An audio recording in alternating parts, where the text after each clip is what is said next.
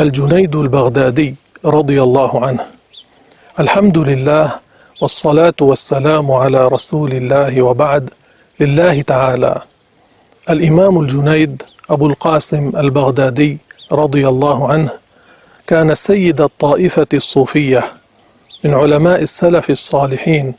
كان ورعا تقيا زاهدا عابدا، يأتيه العلماء كل يطلب منه العلم الذي يريد، إن كان في الفقه، إن كان في الحديث، وإن كان في تفسير القرآن. وأما الصوفية فكان محط رحالهم. قال رضي الله عنه: ما أعطى الله عبدا علما إلا أعطاني حظا من ذلك العلم. وقال رضي الله عنه: الطريق إلى الله مسدودة إلا على المقتفين آثار رسول الله.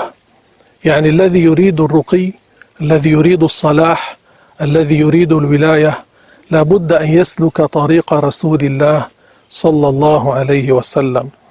وهذا هو الصوفي الصادق، يؤدي الواجبات، يجتنب المحرمات، يكثر من النوافل، ويزهد في الدنيا حتى يصير صافيا فيقال عنه صوفي.